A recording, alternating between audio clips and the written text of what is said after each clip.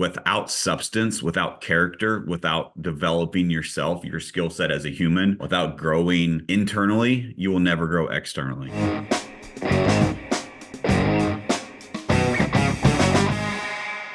Welcome back to another episode of All or Nothing in Real Estate. I'm your host, Matt Smith, the founder of All or Nothing in Real Estate. This podcast, this brand is a movement to give back to this amazing industry has given so much to me and my family.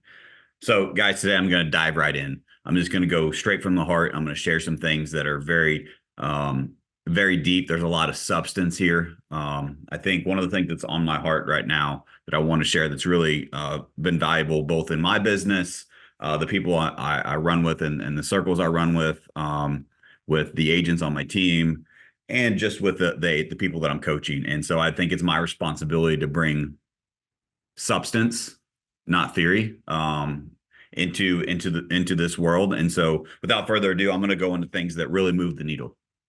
And so there's no structure here. This is just me going from the heart. I got a few bullet points I wrote down as I was prepping for this, and I wanted to be real, genuine, and authentic, and give you again substance that is working.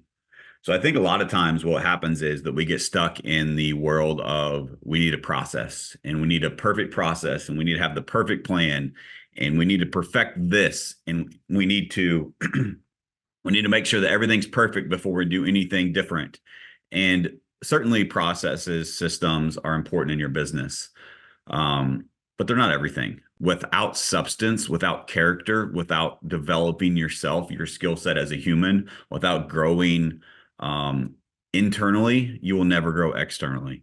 And so, again, I just want to go to the things that are working. And so, don't get me wrong, we can talk all day long about processes and systems, and I love that stuff. I love and hate, have a love-hate relationship with those things, because I think sometimes we overdo that. And so today I'm going to go with something I think anyone can apply to their business. And I'm going to start with mindset and environment. So I believe that everything in life starts with mindset. And I've been a big believer of that for the last 10 years of my life. And I really owe that level of thinking, of controlling my mindset, controlling my thoughts within reason, right? And controlling the things that I feed my brain, and the things that I choose to learn, and the people I choose to hang around, to be a big part of the trajectory of my life over the last 10 years. And so I used to say everything starts with mindset, and mindset is most important. And I don't know if I necessarily strongly disagree with that, but I think there's more than just mindset. And I think part of that equation is your environment, because we've all heard the memes. We've all seen the memes. We've all heard the saying, you are the average of the 5 people you spend the most time with. As an example, if you hang around 5 people that are on drugs, or that are just not a life that you would want to live, if you hang around them long enough, you will become the 6th. That's an extreme example. I get it. If you hang around, let's say that you want to become successful, and you hang around 5 people that are multimillionaires. If you hang around them long enough, there's a high likelihood that you will become the 6th. And so that has nothing to do with mindset, and everything to do with the environment you choose to put yourself in. So I think environment is very, very important, whether that's in maybe the events you choose to go to, the coaching company that you choose to work with, or the coaching relationships you choose to have. Maybe it's the network of agents. Like, as an example, for our business, like, I remember running into, when we partnered with EXP, I found this for the first time in the real estate space. And it was just like-minded people that were willing to contribute in financial alignment with my goals, my dreams, my hopes, my desires. And it really helped propel us to where we are. Whether it's the team or the brokerage or whatever brand you choose to associate with. Like, I think that it's very important that we find an environment of proven, of, like I said, alignment, and of substance, of proof of where we want to go. I think there's a lot of people that teach a lot of things, and there's a lot of these social media overnight gurus and these people that are selling all these courses and buy my funnels and you'll become a multimillionaire and just a lot, all this craziness that these people that have become super, super wealthy by just selling you courses. They've never built anything in their business. And I think that it's just really important that you align with people that are actually doing it. And there's people that are doing it and there's people that are contributing to your business. And so at whatever level that resonates with you, it's just really important you choose the right environment and you choose to align yourself with people that are what I believe is important is people that are chasing the best version of themselves every single day. Doesn't mean we have to be perfect. Doesn't mean you compare yourself to other people. But are you in an environment where people are growth minded? People have an abundance mindset. People are willing to be held accountable. People are contributing and pouring into you to help you become better. You need to find that environment. And if you find that environment, it will really, really help enhance your mindset. Now, I think those two, now that we separated them, I think those two work really, really well together. If you have a proper mindset and you control the controllables in your world, and you partner with the right environment, that is a recipe to massive, massive growth in whatever aspect of life you want to grow in. Could be health and fitness, could be relationships, could be business, could be finance, you name it. I think those two things are a very, very crucial combination for you to get to where you want to go. All right. So now that that's out of the way, um, find your right environment, get the right mindset, right? And you've done part of the work by coming here to listen, to learn, to get some education, and to hopefully grow yourself, right? So that checks one of the boxes for you. And if you're looking for that environment, reach out to me. I'm on this mission to give back, so I'm here to help. Second thing I wanted to talk about today is I think a lot of times we get complacent. And I think complacency kills us. So what is complacency? Complacency means that we lose the passion. We lose the excitement. We lose the enthusiasm that we used to have about the things that we are doing still. And because when the newness wears off, are you as excited? Are you as enthusiastic about it today as you were 5 years ago? Most of us, myself included, would answer no. So I think that's something that we really need to have honest conversations with ourselves. I think a lot of the things that helped you become the success, whatever version of success you have right now, I'd be willing to bet a lot of it had to do with the enthusiasm, the passion, the excitement, the energy that you had in alignment with your goals, your hopes, your dreams, your desires. So don't let complacency overtake your life. The next layer of that is part of what really helps me is just really, and I learned this from a lot of mentors and a lot of people, but probably the best version recently in my life would be John Cheplack. He calls it chewing rocks. Being able to do the same shit over and over and over and over again without fail, with the same energy, with the same enthusiasm, again and again and again. I call that mastering the monotonous. So many people will tell you, and again, these are these internet gurus, and they're now that they're super wealthy, they completely changed their mindset, and maybe they did build something. But I think a lot of people give you advice from their ivory tower versus from the trenches. And the ivory tower advice is so far removed from the mindset and the skills and the work that it took to get to that ivory tower that the advice is not relevant. Here's one example. You guys have probably heard this. The average millionaire has 7 streams of income. That's probably true. But how did the average person become a millionaire? How many streams of income do you think they had? 1. And they became obsessed and they were enthusiastic and they had high energy and they mastered the monotonous and they did that thing day in and day out and they became the master at that one thing. And if you would really peel back the onion of these people that have all of these different layers of income, that one thing is probably still 80% plus of their net worth. But they talk about the other 6 that make up 20%. And so I just really want to unpack that for you and realize that the whole saying of what got you here won't get you there is bullshit. Let me tell you a quick story.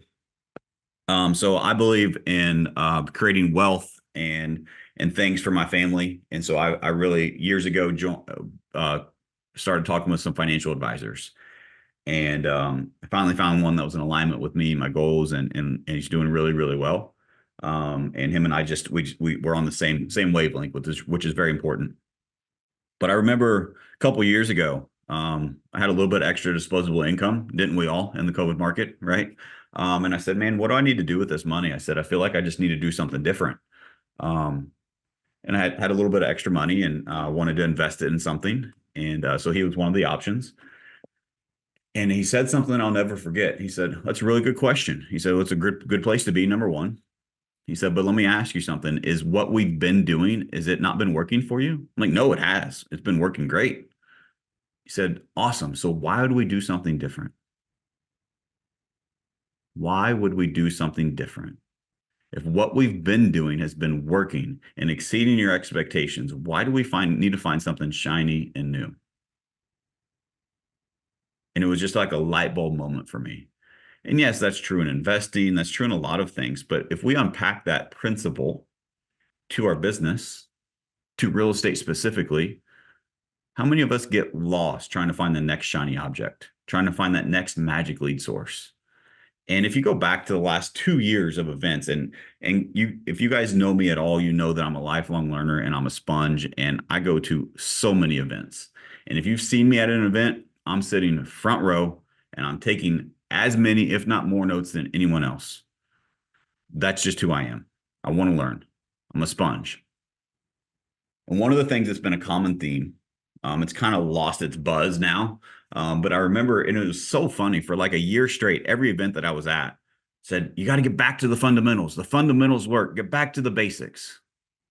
Well, the crazy thing is, the basics never stopped working. We just stopped doing them. So, like, if we really unpack that, we know that's true. And so, we don't get back to the basics. Just never quit the basics. Are there things that you can add once you got the basics going? Absolutely. You can add a lot of things. You can add a lot of bells and whistles. But if you don't have the basics, if you don't have the foundation of the fundamentals of your personal business, of your health and fitness, of your relationships, of your finances, whatever aspect of life it is, the bells and whistles are nothing but a distraction if you don't master the monotonous and the basics and the fundamentals of the things that got you to where you are. So, what are those fundamentals in real estate? Real estate's a contact sport. How do you get belly button to belly button with more buyers and more sellers? Period. What are you doing today to do that? I remember I made a post and it went crazy viral, and there's all kinds of, this is my podcast, I'll just call it like it is. There's all kinds of Karens out there that are these keyboard warriors that were attacking me because I said, if you're in real estate and you did not set an appointment today, what did you do? And so many people got defensive, and were like, well, I had this and I had that. Awesome. Isn't your goal to set an appointment today? Shouldn't it be? What did you do to set another appointment? You had 3 closings today. Congratulations. I'm proud of you. Great work. Did you move the needle forward to get more closings in the future today?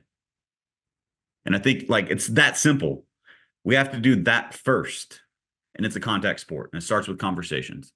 However you want to do conversations, it just starts with conversations. It's a contact sport.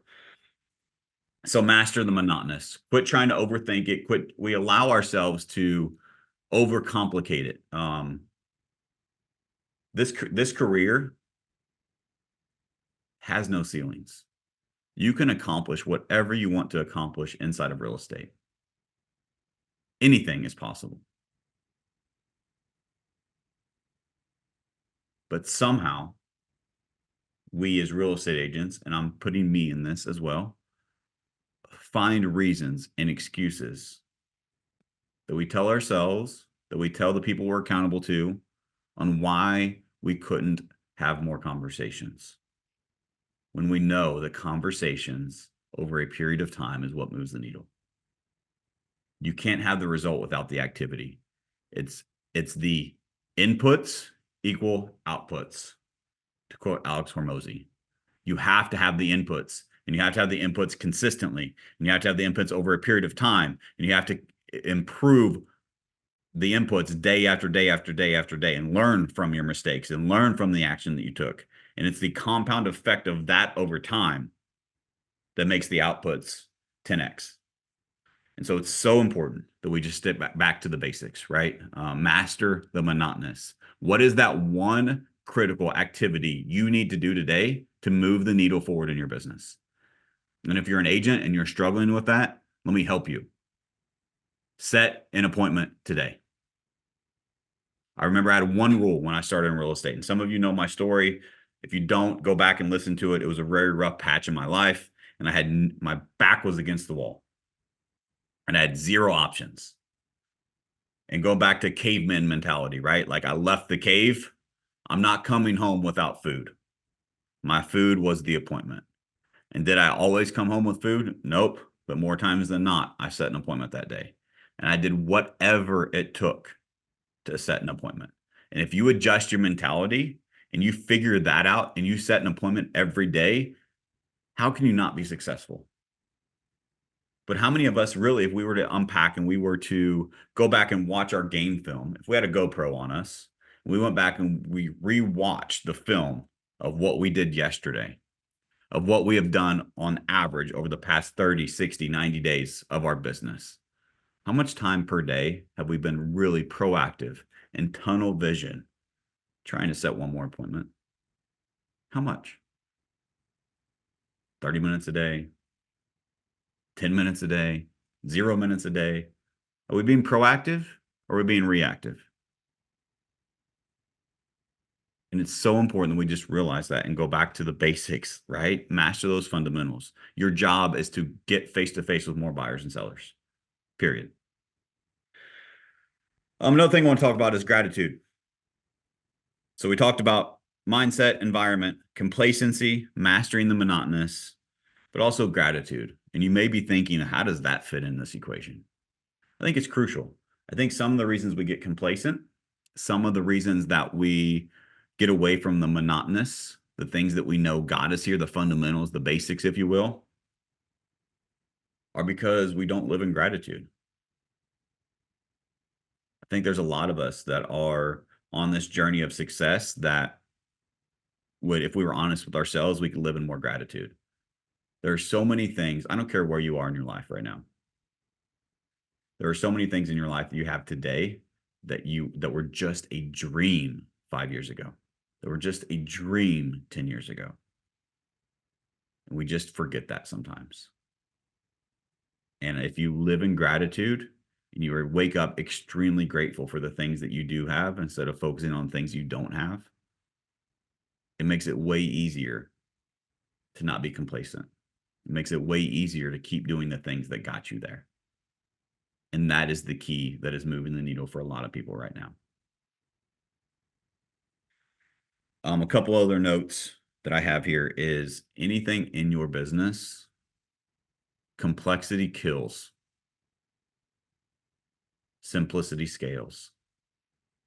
What can you do in your business, in your process to simplify? Simplify, simplify, simplify. I'll give you an example. You may have listened to the last episode that we aired where I spoke on stage and broke down how 20 agents sold 104 homes in a month, or sorry, 27 agents sold 104 homes in a month. That's our personal story in our organization. By the way, my sales were zero of that. That's just agents on my team. And as amazing as they are, they get all the credit in the world. If you really break that down and simplify it, it is because of the standards we put in place. It's because of the expectations and standards in our environment. And here's one thing that we simplified. You want to be on lead flow in an organization, you have 20 conversations per week logged in the CRM. Very, very simple. And anyone can do it. But we have it as a standard. And then over time, you have amazing results like we had. So what can you simplify in your business? How can you remove complexity? Another thing, control the controllables. There's so many things external going on in today's world.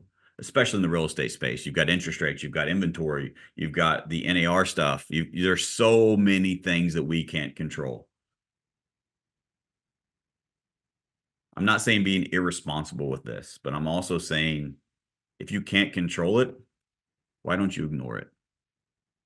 Does it really matter?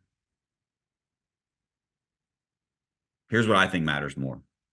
Control the things you can't control. Control your mindset, control your environment, control your activity, control your skill set, control the things that are within your control.